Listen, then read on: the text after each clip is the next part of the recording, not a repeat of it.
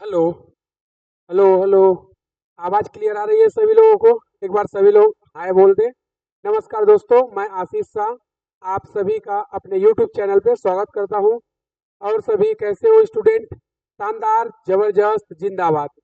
चलिए, तो आज हम लोगों का जो नया चैप्टर है फिजिक्स का, वो है लेक्चर फर्स्ट, मॉडर्न फिजिक्स। तो मॉडर्न फिजिक्स में 3 से 4 चैप्टर हैं, जिसमें से नीट अगर और जेई या अदर पीएटी, आईसीआर, सीयूईटी या बीएचयू जैसे एग्जाम की बात करें तो 4 से 5 क्वेश्चन यहाँ से आना तय है। तो बहुत ही आराम से, बहुत इजी पढ़ेंगे, कोई दिक्कत वाली बात नहीं है। तो हमारा जो चैप्टर है मॉडर्न फिजिक्स में, फर्स्ट चैप्टर, उसका नाम है फोटो इलेक्ट्रिक इफेक्ट, प्रकाश वैद्युत प्रभाव।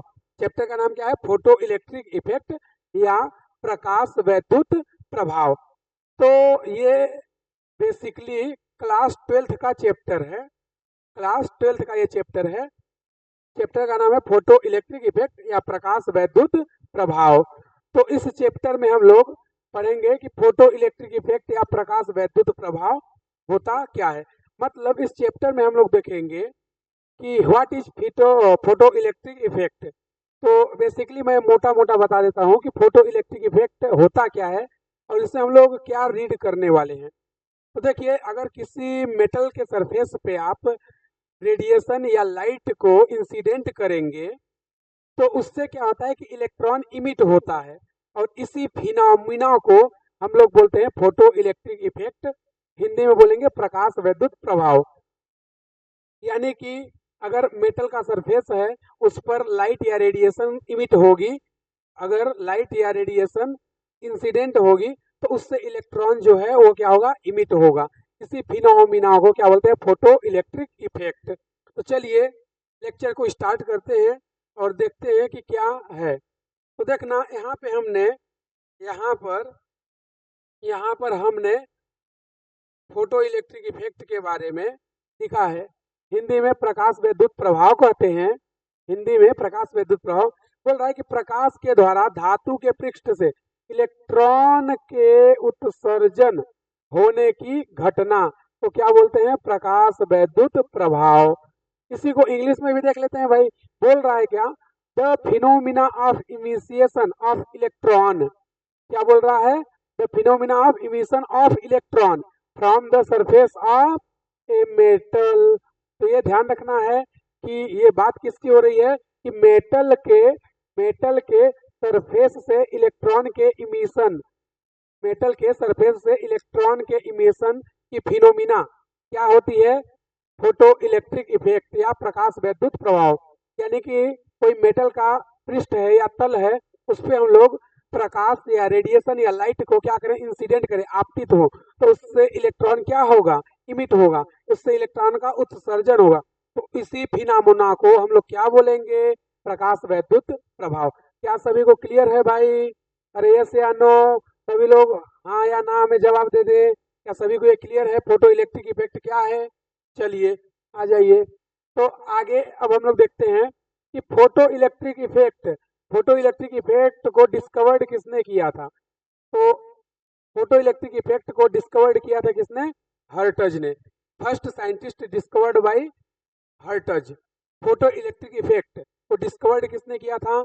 अपना साइंटिस्ट हर्टज। किसने किया था? हर्टज ने। फिर अगला देखते हैं कि जो फोटो इलेक्ट्रिक इफेक्ट पीईई का एक्सपेरिमेंटल लॉ था, पीईई का एक्सपेरिमेंटल लॉ, उसको किसने दिया था? लेनार्ड ने। किसने दिया था? लेनार्ड ने। तो डिस्कवर्ड किया था हर्टज ने, लेकिन उसको एक्सपेरिमेंटली जो उसका लॉ था कि मतलब इससे इससे अगर किसी मेटल के सरफेस पे इलेक्ट्रॉन रिलीज हो रहा है अगर रेडिएशन के इंसिडेंट से, तो उसका लॉ, उसके बारे में, उसका जो लॉ है, उसका जो थ्योरी है, वो किसने बता दिया था? लेनार्ड साहब ने। किसने बता दिया था? लेनार्ड साहब ने। लेकिन इसको डिटेल में किसने एक्सप्लेन किया था? इसकी डिटेल व्याख्या हमारे हमारे जीनियस साइंटिस्ट आइंस्टीन साहब ने किया था। हमारे जीनियस साइंटिस्ट किसने किया था? आइंस्टीन ने। तो इसमें 3 पॉइंट इंपॉर्टेंट। पहला क्या कि who is discovered photo electric effect, तो फोटो इलेक्ट्रिक इफेक्ट को डिस्कवर किसने किया था? हर्ट्ज साहब ने। किसने किया था? हर्ट्ज साहब ने। लेकिन इसको एक्सपेरिमेंटली इसके लॉ को ऑब्जर्व करके, इसके लॉ को, के थ्योरी को ऑब्जर्व करके किसने बताया था? लेनार्ड ने। किसने बताया था? लेनार्ड ने। लेकिन इसका फुल एक्सप्लेनेशन, इसका फुल एक्सप्लेनेशन, पूर्ण रूप से व्याख्या किसने किया था? हमारे जीनियस साइंटिस्ट आइंस्टीन साहब ने किया था। तो चलिए आगे थोड़ा सा और बढ़ते हैं। फिर आता है Planck quantum theory of light, या प्रकाश का क्वांटम सिद्धांत। Quantum theory of light, quantum theory of light या प्लांक क्वांटम थ्योरी। तो प्लांक क्वांटम ऑफ लाइट जो थ्योरी है, इसको इसको हमारे साइंटिस्ट मैक्स प्लैंक ने दिया था। किसने दिया था? मैक्स प्लैंक ने। इस थ्योरी को मैक्स प्लैंक ने दिया था। इन्होंने क्या बोला था? इन्होंने बोला कि जो एनर्जी होती है, जो हमारी एनर्जी होती है, या जो रेडिएशंस होती हैं, जो रेडिएशंस या जो लाइट्स में हमारी एनर्जी होती है, वो एक एनर्जी के पैकेट या बंडल्स के फॉर्म में ट्रेवल करती है। और उन एनर्जी के बंडल या पैकेट को उन्होंने नाम बोला था फोटॉन या क्वांटा। उसका नाम उन्होंने क्या बोला था? फोटॉन या क्वांटा। तो हमने क्या बोला कि मैक्स प्लैंक की जो क्वांटम थ्योरी थी, मैक्स प्लैंक की जो क्वांटम थ्योरी थी, उसमें उन्होंने क्या बताया कि रेडिएशन या लाइट से जो हमारी एनर्जी ट्रेवल्ड करती है, वो एनर्जी जो है स्मॉल पैकेट या बंडल के रूप में ट्रेवल करती है। और उस स्मॉल पैकेट या बंडल को प्लैंक साहब ने क्या बोल दिया था? प्लैंक साहब ने उसको बोला था कि इन्हीं को हम लोग क्या बोलेंगे? क्वांटा या फोटॉन। क्या बोलेंगे? क्वांटा या फोटॉन। अरे क्लियर है क्या? क्या सभी को ये बात समझ में आ गई? हाँ यस या नो बोल दो भाई। चलिए आ जाइए। तो डेफिनेशन को एक बार पढ़ लेते हैं, क्या बोल रहा है हिंदी में, पहले देख लेते हैं। इसे मैक्स प्लैंक, ये इंपॉर्टेंट बात, किसने दिया था? मैक्स प्लैंक ने। इस सिद्धांत के अनुसार किसी स्रोत से विकिरण या प्रकाश का संचरण कैसे? ऊर्जा के रूप में छोटे छोटे पैकेट या बंडल के रूप में होता है। इन बंडल्स को क्या बोलते हैं? फोटॉन या क्वांटा। क्या बोलते हैं? फोटॉन या क्वांटा। इंग्लिश में देखो क्या है, it is given by Max Planck. तो ये हमने पहले ही बता दिया कि भाई इस थ्योरी को किसने दिया था? मैक्स प्लैंक ने। उन्होंने क्या बताया? अकॉर्डिंग टू दिस थ्योरी, उन्होंने बोला कि the transmission of radiation or light. ध्यान रखना, इन्होंने किसकी बात की है? रेडिएशन आर लाइट की। तो उन्होंने बोला कि form of a source take place in the form of small packet, ये ध्यान रखना है, small packet or bundle of energy. This bundle of energy are called photon और क्वांटा। उन्होंने क्या बोला? उन्होंने बोला कि जो हमारी लाइट या रेडिएशंस है, वो एनर्जी के स्मॉल बंडल या पैकेट्स के फॉर्म में ट्रेवल्ड करती हैं। और इन्हीं बंडल या पैकेट को क्या बोलते हैं? फोटॉन बोलते हैं। क्या बोलते हैं? फोटॉन या क्वांटा। तो यहाँ पर हमने प्लैंक की क्वांटम थ्योरी को देखा। फिर आगे इन्होंने बोला, आगे इन्होंने क्या बताया कि जब प्रकाश पदार्थ से अन्योन्य क्रिया करता है, यानी कि अवशोषण या उत्सर्जन करता है, तो प्रकाश जो है पार्टिकल नेचर का होता है। ये क्या बोल रहा है? इसको भी हम थोड़ा सा एक लाइन में देखेंगे कैसे ये बता रहा है। बोलता है फिर व्हेन, इंग्लिश में देख ले रहे हैं, when light interacts with matter, when light interact with matters absorption और emission, the light is nature of particle nature. उस टाइम लाइट की जो नेचर होगी वो कैसी होगी? पार्टिकल नेचर की होगी। उस टाइम जो लाइट की नेचर होगी वो क्या होगी? पार्टिकल नेचर की होगी। क्या होगी? पार्टिकल नेचर की होगी। तो देखना ये क्या बोलना चाह रहा है।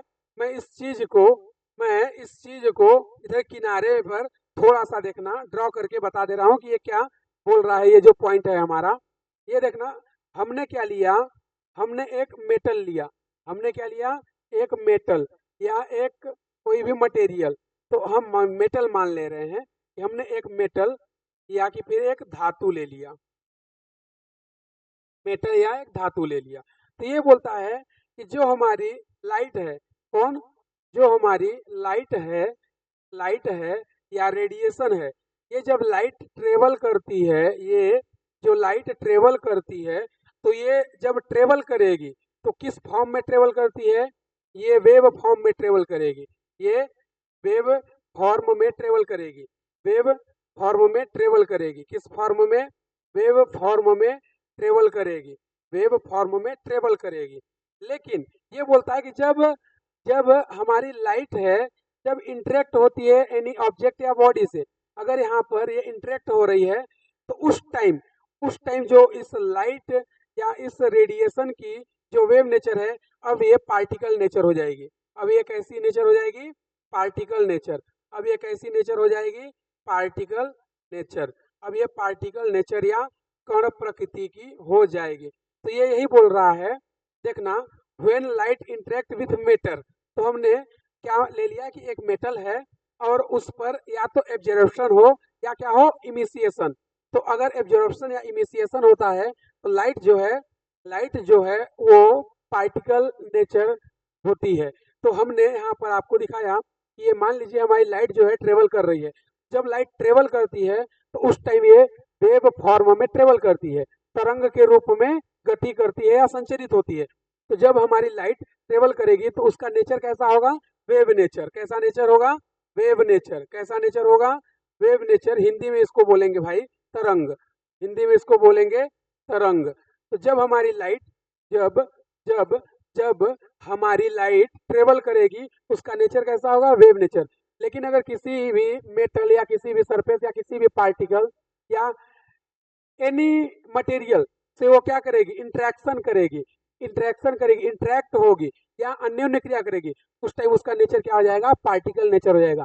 तो आप लोगों को जब मैं पढ़ाऊंगा एक चैप्टर क्लास 12th का ही, रे ऑप्टिक्स, क्या? रे ऑप्टिक्स, तो वहां पर मैं बताऊंगा कि किस तरह से ये कहानी होती है। और 11th में एक चैप्टर है वेव थ्योरी, तो वहां पर भी ये चीजें आती है कि जो लाइट होती है वो ड्यूल नेचर की होती है। लाइट जो होती है, कुछ साइंटिस्टों ने बताया कि लाइट जो होती है वो वेव नेचर की होती है, और कुछ साइंटिस्टों ने बताया कि लाइट जो होती है वो पार्टिकल नेचर की होती है। फाइनली देखा गया कि लाइट वेव और पार्टिकल दोनों नेचर की होती है। तो अगर दोनों नेचर की है लाइट, हमारी ड्यूल नेचर है लाइट का, अगर लाइट का ड्यूल नेचर है तो लाइट वेव और पार्टिकल दोनों के फॉर्म में अवेलेबल होती है। लेकिन कब वेव नेचर रिप्रेजेंट करेगी और कब पार्टिकल नेचर रिप्रेजेंट करेगी, ये यहाँ पर थोड़ा सा देख ले रहे हैं क्या, कि जब लाइट या रेडिएशन क्या होगी? ट्रेवल्ड करेगी, तो वेव नेचर में ट्रेवल्ड करती है। लेकिन एनी ऑब्जेक्ट या एनी बॉडी से इंटरेक्ट करेगी, अन्योन्य क्रिया करेगी, तो पार्टिकल या कण का नेचर जो है रिप्रेजेंट करेगी। तो ये इसमें पॉइंट बताया कि जब इंटरेक्ट होता है, क्या होता है? इंटरेक्ट होता है, यानी कि या तो एब्जॉर्प्शन हो या इमिसिएशन, तो उसकी नेचर कैसी होती है? पार्टिकल नेचर की। लेकिन जब ट्रेवल्ड करेगा, जब लाइट या रेडिएशन क्या करेगा? ट्रेवल करेगा, तो उसकी नेचर क्या होगी? वेव नेचर होगी। क्या यहाँ तक की बात सभी को क्लियर है? अरे यस या नो? अरे यस या नो? क्या यहाँ तक की बात सभी को क्लियर है?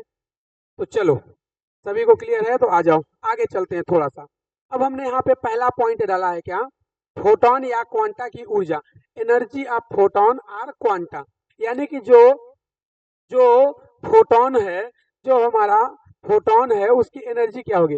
क्योंकि हमने अभी इसके थ्योरी में क्या पढ़ा कि अगर किसी मेटल के सरफेस पे लाइट या रेडिएशन इंसिडेंट होती है तो उससे इलेक्ट्रॉन का इमिसिएशन होता है। तो अगर इलेक्ट्रॉन इमिट होगी तो उन्होंने क्या बोला कि जो लाइट है, जो रेडिएशन है, वो एनर्जी के स्मॉल पैकेट या बंडल्स के फॉर्म में ट्रेवल करती है। उनको क्या बोला उन्होंने? फोटोन या क्वांटा।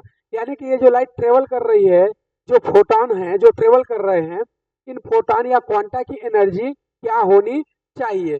तो इन फोटोन या क्वांटा की एनर्जी क्या होनी चाहिए? तो इनकी एनर्जी जो होती है वो होती है E इक्वल एच ड्यू। क्या होती है? E equal H due. E equal H due. तो यहाँ से हमारे पास फोटोन की एनर्जी आ जाती है, जहाँ पर हम लोग बताएंगे वेयर वेयर वेयर, हिंदी में इसको बोलते हैं जहाँ, जहाँ ई, ई क्या है भाई? ई अपनी एनर्जी है। क्या है? ई एनर्जी है। ई एनर्जी है। हिंदी में बोलते हैं इसको ऊर्जा। हिंदी में इसको क्या बोलेंगे? ऊर्जा। और न्यू क्या है? न्यू, न्यू जो है, न्यू ये है हमारी फ्रीक्वेंसी। ये क्या है? हमारी फ्रीक्वेंसी। ये क्या है? फ्रीक्वेंसी। ये है फ्रीक्वेंसी। हिंदी में इसको बोलते हैं आवृत्ति। क्या बोलते हैं? आवृत्ति। हिंदी में इसको बोलेंगे आवृत्ति। तो न्यू हमारी फ्रीक्वेंसी है। और अगर एच की बात करें तो एच जो होता है, एच है प्लैंक कांस्टेंट। एच क्या है? प्लैंक कांस्टेंट या प्लैंक नियतांक।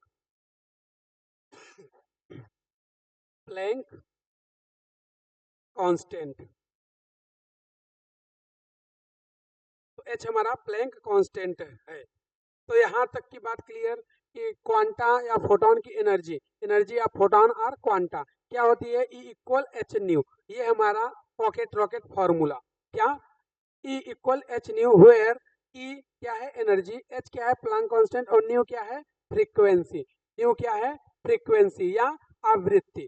सभी लोग जल्दी से नोट करें, सभी लोग जल्दी से नोट करें, और फिर इसको थोड़ा सा और आगे पढ़ते हैं कि ये क्या क्या है। तो जल्दी से नोट करें, 10 सेकेंड का टाइम है।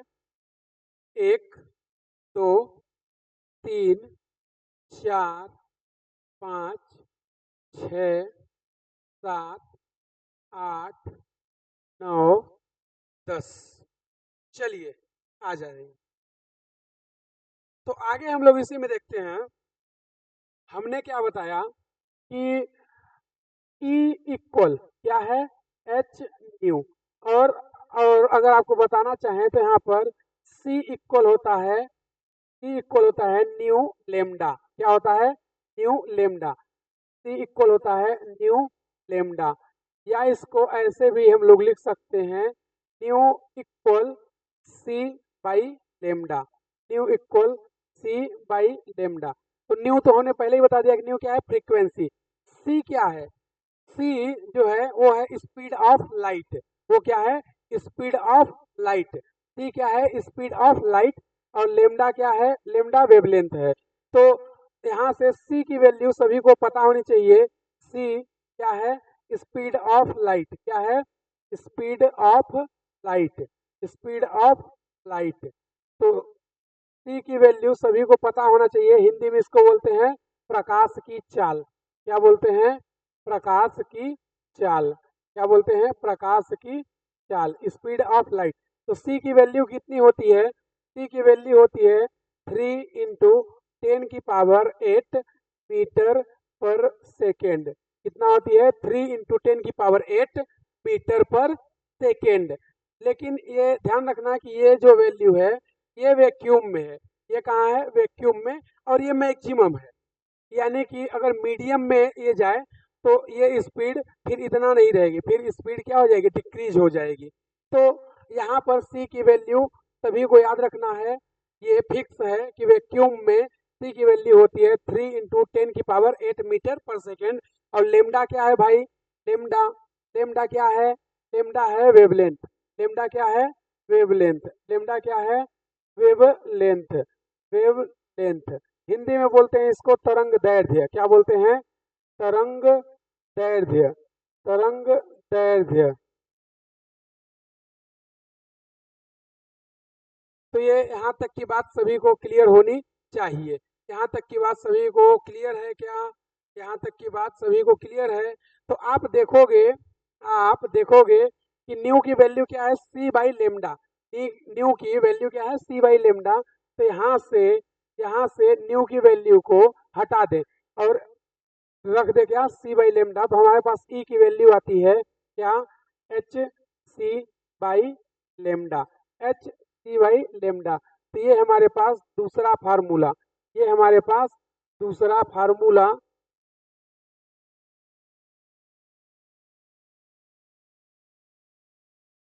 हमने क्या बोला? यहाँ से E की वैल्यू क्या आ जाएगी? HC by lambda. तो ये हमारे पास एक दूसरा फार्मूला, ये दूसरा formula. E equal HC by lambda. या E इक्वल एच न्यू, दोनों ही लिख सकते हैं, दोनों ही लिख सकते हैं। एच के बारे में हमने बताया कि एच क्या है, प्लैंक कांस्टेंट है। एच क्या है, प्लैंक कांस्टेंट है। एच क्या है, प्लैंक कांस्टेंट है। तो अगर एच प्लैंक कांस्टेंट है तो उस कांस्टेंट की भी कोई ना कोई वैल्यू होगी, उस कांस्टेंट की कोई ना कोई वैल्यू होगी। तो आइए थोड़ा सा देखते हैं कि एच की वैल्यू क्या है। तो एच जो होता है, एच की वैल्यू होती है 6.64 into 10⁻⁻34 joule, joule second, joule second, या इसकी दूसरी यूनिट होती है केजी मीटर स्क्वायर पर सेकेंड, केजी मीटर स्क्वायर पर सेकेंड। तो यहाँ से एच की वैल्यू क्या है, 6.64 इंटू 10⁻⁻34 जूल सेकेंड या केजी मीटर स्क्वायर पर सेकेंड। लेकिन लेकिन याद रखना, ये हमने एच की वैल्यू जूल में बताई है। अगर एच की वैल्यू हमसे इलेक्ट्रॉन वोल्ट में पूछ दे तो एच की वैल्यू इलेक्ट्रॉन वोल्ट में होती है 4.15 into 10⁻⁻15, 4.15 into 10⁻⁻15 electron volt, electron volt second, electron volt second. तो आपको दोनों वैल्यू एच की याद रखनी है। एच की दो वैल्यू है, या तो आपसे जूल में पूछ सकता है या तो आप लोगों से इलेक्ट्रॉन वोल्ट में पूछ सकता है। इसकी यूनिट ध्यान रखना भाई, एक बार एग्जाम में पूछ लिया था कि इसकी यूनिट क्या है, इसकी यूनिट क्या है। तो प्लैंक कांस्टेंट की यूनिट क्या होगी, केजी मीटर स्क्वायर पर सेकेंड, केजी मीटर स्क्वायर पर सेकेंड या जूल पर सेकेंड। तो एच की दो वैल्यू है, पहली वैल्यू क्या है 6.64 इंटू 10⁻⁻34 जूल सेकेंड, या इलेक्ट्रॉन वोल्ट में बात करें तो इलेक्ट्रॉन वोल्ट में इसकी वैल्यू होती है 4.15 इंटू 10⁻⁻15 इलेक्ट्रॉन वोल्ट सेकेंड। कितनी होती है, 4.15 इंटू 10⁻15 इलेक्ट्रॉन वोल्ट सेकेंड। अब यहाँ से अगर देखोगे तो हमारे पास चूंकि हमें 1 मिनट में क्वेश्चन को सॉल्व करना होता है, कितना, सिर्फ 1 मिनट में क्वेश्चन को सॉल्व करना होता है। तो हम लोगों के पास इतना टाइम नहीं रहेगा एग्जाम में कि हम लोग ये सारी वैल्यू को कैलकुलेट करें। इसलिए मैं डायरेक्टली पॉकेट रॉकेट आपको फार्मूला दे रहा हूँ, उसको रखिए, डायरेक्ट आंसर आ जाएगा। चलिए देखते हैं वो फार्मूला हमारे पास क्या है। अगर अगर हमारे पास एनर्जी अगर हमारे पास एनर्जी, मैं यहाँ पे देखो E क्या है, E equal H C by lambda. H की वैल्यू हमें पता है, सी की वैल्यू हमें पता है। तो यहाँ पे एच और सी दोनों की वैल्यू को कैलकुलेट कर ले। अगर दोनों की वैल्यू को कैलकुलेट कर ले तो यहाँ से आता है E की वैल्यू, यहाँ से E की वैल्यू आता है 12400 बाई लेमडा। तो लेमडा को किस में रखना है भाई, ध्यान रखना, लेमडा को यहाँ पे एंगस्ट्रॉन्ग में रखना है। तो हमारी जो एनर्जी है वो इलेक्ट्रॉन वोल्ट में आएगी। ये ध्यान रखना, ये ध्यान रखना कि अगर एनर्जी इलेक्ट्रॉन वोल्ट में पूछ लेता है, अगर एनर्जी इलेक्ट्रॉन वोल्ट में पूछ लेता है तो हम लोग सीधे रखेंगे 12400 बाई लेमडा। लेकिन लेमडा किस में रखना है, एंगस्ट्रॉन्ग में। तो हमारी एनर्जी किस में आएगी, इलेक्ट्रॉन वोल्ट में। किस में आएगी, इलेक्ट्रॉन वोल्ट में। लेकिन लेकिन अगर वो चाहता है कि हमारी एनर्जी किस में आए, जूल में, तो इलेक्ट्रॉन वोल्ट को तो जूल में कन्वर्ट कर सकते हैं। लेकिन फिर भी मैं क्या बोल रहा हूँ कि अपने पास एग्जाम में इतना टाइम नहीं होता है, अपने पास एग्जाम में इतना टाइम नहीं होता है। तो मैं डायरेक्टली बता रहा हूँ कि अगर जूल में पूछे तो क्या होगा। तो जूल में वैल्यू मैं डायरेक्ट बता रहा हूँ, हालांकि आप यहाँ पर एच और सी की वैल्यू रख करके कैलकुलेट करेंगे तो वही आएगा जो मैं लिख रहा हूँ। तो यहाँ पर जूल में इसकी वैल्यू होती है 2 इंटू 10⁻⁻50 बाई लेमडा। बट यहाँ पे ध्यान रखना कि लेमडा को रखना है मीटर में। तो हमारी एनर्जी, हमारी ऊर्जा, हमारी एनर्जी किस में आएगी भाई, जूल में। किस में आएगी, जूल में। तो हमारे पास पेपर में इतना टाइम नहीं रहता कि हम इन सभी को कैलकुलेट करें। मैं डायरेक्ट वैल्यू तुम्हें लिख दे रहा हूँ। अगर तुमसे एनर्जी पूछता है इलेक्ट्रॉन वोल्ट में तो 12400 रखना और लेमडा की वैल्यू एंगस्ट्रॉन्ग में रखना, एनर्जी आएगी इलेक्ट्रॉन वोल्ट में। हालांकि इलेक्ट्रॉन वोल्ट की जो एनर्जी है इसको जूल में कन्वर्ट कर सकते हैं, क्योंकि एक जूल इक्वल होता है 1.6 इंटू 10 की पावर माइनस 19। कितना होता है? 1.6 इंटू 10 की पावर माइनस 19। तो यहाँ से आप चाहे तो इलेक्ट्रॉन वोल्ट को जूल में कन्वर्ट कर लें, या डायरेक्टली ये फार्मूला लिख सकते हैं, और इस टाइप के क्वेश्चन बनते हैं। मैं आगे अभी क्वेश्चन प्रैक्टिस में इस टाइप के क्वेश्चन को देखूंगा, कैसे आते हैं क्वेश्चन हमारे एग्जाम में, या कैसे पूछे जाते हैं। तो हमारे पास दो इंपॉर्टेंट पॉकेट रॉकेट फार्मूला भाई साहब, एक तो ये और दूसरा ये। इसके पहले का ये थोड़ा सा आप लोगों को याद रखना है कि ऐसा भी कुछ होता है, ये सभी को याद रखना है कि ऐसा भी कुछ होता है। अब आगे देखेंगे, अब थोड़ा सा बात को और आगे जारी रखते हैं। तो देखना, अगला है हमारे पास फोटोन का प्रभावी द्रव्यमान, या लिख सकते हो इफेक्टिव मास ऑफ फोटोन। तो अगर जो हमारा एनर्जी का बंडल था फोटोन या क्वांटा के फॉर्म में ट्रेवल करता था, तो उसका एनर्जी तो हमने निकाल लिया, कितना? E इक्वल एच न्यू या E equal H C by lambda. कितना? E इक्वल एच न्यू या एच सी बाई लेमडा। तो उसका मास क्या होगा? उसका मास क्या होगा? तो वो मास हमें कैलकुलेट करना है। तो इसमें हमें सेकेंड जो पॉइंट है उसने यही बोला है कि इफेक्टिव मास ऑफ फोटोन या फोटोन का प्रभावी द्रव्यमान। तो आइंस्टीन साहब ने एक फार्मूला दिया था, E equal M C square. क्या दिया था? E equal M C square. तो यहाँ से हमसे मास पूछा है, अगर आप देखोगे ध्यान से तो हमसे मास पूछा है, हमसे द्रव्यमान पूछा है। अगर हमसे मास पूछा है तो यहाँ से m की वैल्यू क्या आ जाएगी? यहाँ से m इक्वल आ जाएगा E by C square, E by C square. अगर थोड़ा सा मैथमेटिक्स में और यूज करूं तो यहाँ पे E की वैल्यू अपने पास कितनी है? H nu. E की वैल्यू कितनी है? H nu. तो यहाँ से E की वैल्यू को रख देंगे H nu by C square. तो ये अपने पास मास की दूसरी वैल्यू आ गई। अगर देखोगे तो न्यू की वैल्यू कितनी है? सी बाई लेमडा। न्यू की वैल्यू कितनी है? सी बाई लेमडा। देखना, मैं थोड़ा सा इधर कर दे रहा हूँ कैलकुलेशन। अपने पास मास की वैल्यू क्या आ गई? H nu by C square. और न्यू की वैल्यू कितनी है? ये देखिए, न्यू की वैल्यू है सी बाई लेमडा। तो यहाँ पे रखो एच और न्यू की वैल्यू कितनी है? सी बाई लेमडा, और इसके डिवाइड में क्या है? सी स्क्वायर। तो एक सी से एक सी कैंसल, तो अपने पास बचेगा कितना? H by c lambda. कितना बचेगा? H by c lambda. तो यहाँ से अगला अपना इक्वेशन क्या आ गया? H by c lambda. कितना? H by c lambda. तो यहाँ से हमारे पास जो फोटोन का इफेक्टिव मास है वो यहाँ पर आ गया। तो ये हमारे पास फोटोन का इफेक्टिव मास है। ये तीन फॉर्म में है, m is equal to E by C square, या h nu by C square, या लिख सकते हैं एच बाई सी लेमडा। तो अपने पास यहाँ पर फोटोन का इफेक्टिव मास आ गया। अब देखना, फोटोन के बारे में कुछ इंपॉर्टेंट पॉइंट,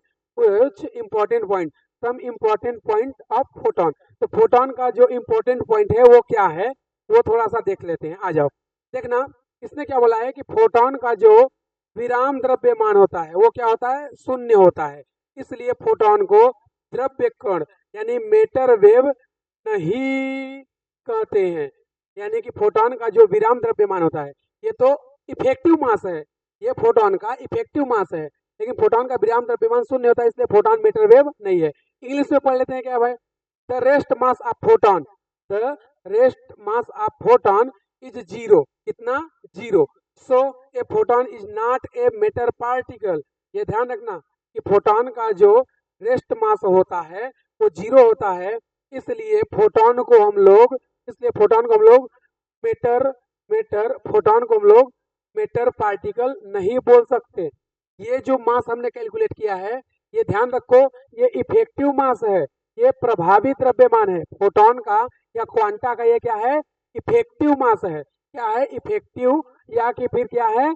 इफेक्टिव या प्रभावी मास है। लेकिन हम जो बता रहे हैं पॉइंट में वो क्या है? वो रेस्ट मास है या विराम द्रव्यमान है, और कितना होता है? जीरो। और जब जीरो है तो इसको हम लोग पार्टिकल, इसको हम लोग मैटर पार्टिकल या द्रव्य कण नहीं कहेंगे। फिर पॉइंट नंबर 2 आ जाओ। पॉइंट नंबर 2 में अगर देखोगे तो पॉइंट नंबर जो अपना 2 है, पॉइंट नंबर जो 2 है वो बोलता है कि फोटॉन विद्युत क्षेत्र व चुंबकीय क्षेत्र में विक्षेपित नहीं होते हैं। ये ध्यान रखना, ये मैग्नेटिक फील्ड और इलेक्ट्रिक फील्ड, मैग्नेटिक फील्ड और इलेक्ट्रिक फील्ड में विक्षेपित नहीं होते हैं। क्यों? क्योंकि फोटॉन पर कोई आवेश नहीं होता है। अब इसका मतलब क्या है? तो देखो यहाँ पर एक कॉन्सेप्ट होता है कि जो चार्ज होता है, जो आवेश होता है, वो विदाउट मास के इम्पॉसिबल है। यानी कि अगर अगर किसी के पास चार्ज है तो उसका मास होगा, ये 100% फिक्स है। यानी कि विदाउट मास के चार्ज इम्पॉसिबल है।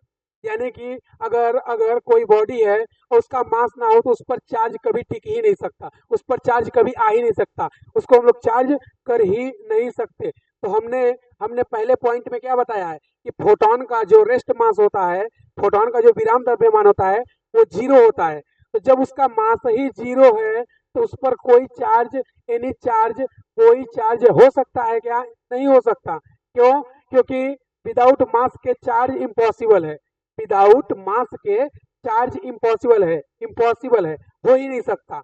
तो पहला तो यही क्या कि अगर रेस्ट मास 0 है फोटॉन का, उस पर चार्ज कभी होगा नहीं, क्योंकि विदाउट मास के चार्ज कभी नहीं हो सकता, विदाउट मास के चार्ज कभी नहीं हो सकता। यानी कि अगर किसी ऑब्जेक्ट या किसी बॉडी में चार्ज है, इसका मतलब 100% है कि उसका मास होगा ही होगा। यानी कि मास जो है, जो मास है वो विथ चार्ज या विदाउट चार्ज दोनों पॉसिबल है। लेकिन लेकिन अगर किसी बॉडी में चार्ज है तो उसका मास होना ही चाहिए। तो सेकेंड पॉइंट हमने यही बताया है क्या? A photon is not deflected in electric field, deflected in electric field and magnetic field, electric field and magnetic field, because उसने अब रीजन बता रहा है क्या कि फोटॉन हैज नो चार्ज। तो फोटॉन पे चार्ज क्यों नहीं होगा भाई? क्योंकि फोटॉन का जो रेस्ट मास है वो क्या होता है? 0। और अगर किसी ऑब्जेक्ट या बॉडी का मास नहीं है तो उस पर चार्ज नहीं हो सकता, इम्पॉसिबल है। तो क्या पहला और दूसरा पॉइंट आपस में एक दूसरे को कोरिलेट कर रहे हैं? बिल्कुल। अगर फोटॉन का मास 0 है तो उस पर चार्ज नहीं हो सकता। चलिए तीसरा पॉइंट देखते हैं। तीसरा क्या बोल रहा है? फोटॉन पृथ्वी के गुरुत्वाकर्षण से प्रभावित होते हैं। फोटॉन पृथ्वी के गुरुत्वाकर्षण से प्रभावित होते हैं क्योंकि फोटॉन का प्रभावी द्रव्यमान ई, प्रभावी द्रव्यमान m इक्वल E/c² होता है। इंग्लिश में क्या बोल रहा है? A photon is affected by the gravity, a photon a photon a photon is affected by the gravity. मतलब जो हमारा फोटॉन है वो ग्रेविटी से अफेक्टेड होगा। क्यों? क्योंकि उसका इफेक्टिव मास है, इफेक्टिव मास है। अगर रेस्ट मास की बात करें तो फोटॉन का रेस्ट मास तो 0 है, बट फोटॉन का इफेक्टिव मास तो है ना, कितना है? ये देखो फोटॉन का इफेक्टिव मास, इफेक्टिव मास, फोटॉन का इफेक्टिव मास ये कितना है? E/c² या h/c² या h/c लेमडा। यानी कि फोटॉन का इफेक्टिव मास यहाँ है, इसलिए फोटॉन जो है ग्रेविटी में इफेक्टेड होगा, इफेक्टेड होगा। तो यहाँ पे क्या बोला है कि a photon is affected by the gravity of the earth, of the earth. अब इसका रीजन देखो क्या बता रहा है? ये बोल रहा है कि the effective mass of A photon, यानी कि फोटॉन का जो इफेक्टिव मास है वो होता है, कितना होता है? ये अभी हमने ऊपर पढ़ा है, m इक्वल E/c²। तो फोटॉन का इफेक्टिव मास तो होता है कितना? E/c², लेकिन रेस्ट मास 0 होता है। और अगर रेस्ट मास 0 है तो फोटॉन पे कोई चार्ज नहीं होगा, फोटॉन पे कोई चार्ज नहीं हो सकता है, फोटॉन पे चार्ज इम्पॉसिबल। आगे देखना फोर्थ पॉइंट बोलता है फोटॉन की पदार्थ से टक्कर के बाद, फोटॉन की पदार्थ से टक्कर के बाद फोटॉन की कुल संख्या परिवर्तित हो जाती है। ये ध्यान रखना, फोटॉन अगर किसी भी सरफेस या किसी ऑब्जेक्ट या बॉडी से, किसी भी ऑब्जेक्ट या बॉडी से कोलिजन करेगा तो फोटॉन का जो नंबर है वो क्या हो जाएगा? चेंज हो जाएगा। लेकिन लेकिन वो क्या बोल रहा है कि उसकी टोटल एनर्जी और लीनियर मोमेंटम या रेखीय संवेग क्या रहेगा? कंजर्व रहेगा। तो देखना इंग्लिश में पढ़ लेते हैं एक बार। After a photon collides with a matter, with a matter, मतलब अगर किसी मैटर या ऑब्जेक्ट या बॉडी से फोटोन क्या कर जाए, कोलिजन कर जाए, कोलाइड्स कर जाए, तो क्या होगा, उसका टोटल नंबर ऑफ फोटोन तो चेंज हो जाएगा, लेकिन लेकिन लेकिन उसकी टोटल एनर्जी और लीनियर मोमेंटम, क्या, उसकी टोटल एनर्जी और लीनियर मोमेंटम वो क्या रहेगा, कंजर्व रहेगा, वो क्या होगा, कंजर्व होगा।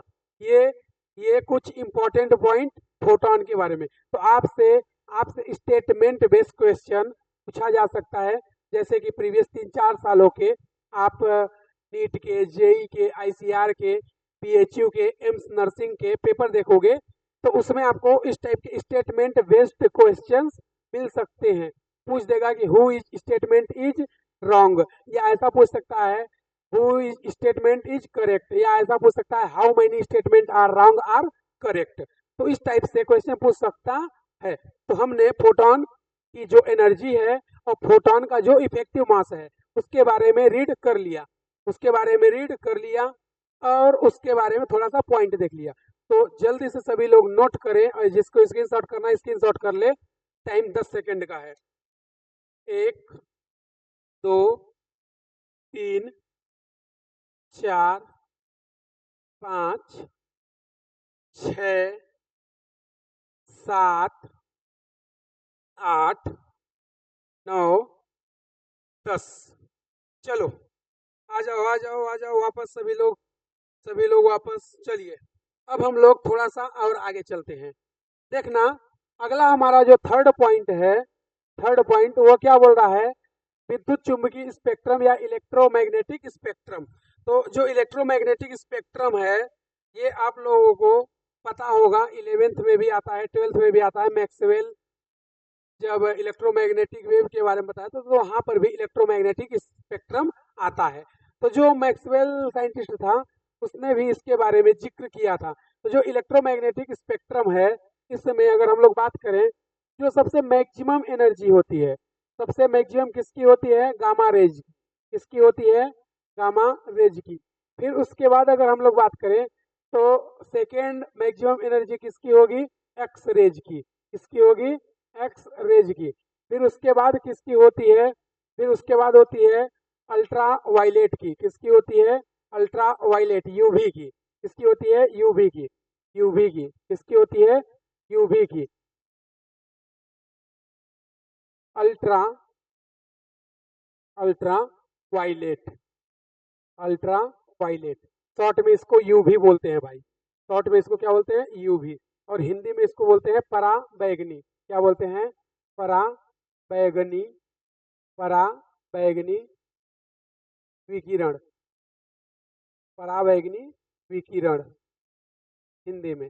फिर उसके बाद जो मैक्सिमम एनर्जी होती है वो होती है किसकी, विजिबल की, किसकी होती है, विजिबल की, किसकी होती है भाई, विजुअल रेज की, किसकी होती है, विजुअल रेज की। विजुअल रे को हम लोग हिंदी में बोलते हैं दृश्य किरणें या दृश्य तरंग, दृश्य किरणें या दृश्य तरंग, दृश्य किरणें या दृश्य तरंग। फिर उसके बाद आगे बात करें तो विजुअल के बाद होती है एनर्जी इंफ्रारेड की, किसकी होती है, इंफ्रारेड की, किसकी होती है भाई साहब, इंफ्रारेड की। इसको शॉर्ट में हम लोग बोलते हैं आई आर, क्या बोलते हैं, आई आर। हिंदी बोलते हैं अवरक्त विकिरण, क्या बोलते हैं, अवरक्त विकिरण, अवरक्त विकिरण, अवरक्त विकिरण। फिर उसके बाद जो एनर्जी होती है वो होती है माइक्रो की, वो होती है माइक्रो की। और उसके बाद होती है रेडियो की, किसकी होती है, रेडियो की। तो माइक्रो को हिंदी में बोलते हैं सूक्ष्म तरंगे, क्या बोलते हैं, सूक्ष्म तरंगे, सूक्ष्म तरंगे।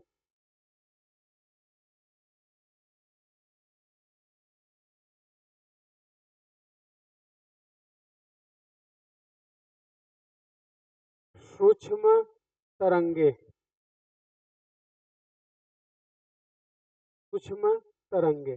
तो ये हमारे पास इलेक्ट्रोमैग्नेटिक स्पेक्ट्रम आ गया। अब इसमें देखोगे तो जो गामा रेज होती है इसकी एनर्जी मेगावाट में होती है, की एनर्जी मेगावाट में होती है। इसकी एनर्जी मेगावाट में होती है। शॉर्ट में इसको हम लोग MW से रिप्रेजेंट करते हैं। और जो एक्स रेज होती है इसकी एनर्जी किलोवाट में होती है। इसकी एनर्जी किलोवाट में होती है। इसकी एनर्जी किलोवाट में होती है। शॉर्ट में इसको KW से रिप्रेजेंट करते हैं। और अगर आगे बात करें तो विजुअल की अगर बात करें तो विजुअल में आप सभी को पता है कि यहाँ पर जो अपनी ये होती है रेज होती हैं उनका ट्रिक क्या होता है, VIP VIPGYOR विव ग्योर। क्या होता है, विव ग्योर। Violet, indigo, blue, green, yellow, orange, red. Hindi में इसको बोलते हैं बैजानी, हपी नाला, यानी बैगनी, जामुनी, नीला, हरा, पीला और नारंगी, लाल। तो वायलेट जो होती है, वायलेट जो होती है इसकी एनर्जी जो होती है, इसकी जो एनर्जी होती है वो होती है 3.1 इलेक्ट्रॉन वोल्ट। ये याद रखना है यार, ये याद रखना है। हालांकि इसको निकाल सकते हो आप लोग क्योंकि इसका लेमडा होता है 4000 एंगस्ट्रॉन्ग। तो हमने फार्मूला अभी देखो बताया था यहाँ पर, ये देखो यहाँ पर हमने बताया है कि अगर लेमडा को एंगस्ट्रॉन्ग में रखोगे तो एनर्जी इलेक्ट्रॉन वोल्ट में आएगी। तो 12400 लेमडा को किस में रख दो, लेमडा को एंगस्ट्रॉन्ग में। इसको 4000 से डिवाइड करोगे तो आंसर कितना आएगा, 3.1 इलेक्ट्रॉन वोल्ट। तो ये वायलेट की हो गई। अगर हम लोग रेड की बात करें, अगर हम लोग रेड की बात करें तो रेड की जो एनर्जी होती है, रेड की जो एनर्जी होती है वो होती है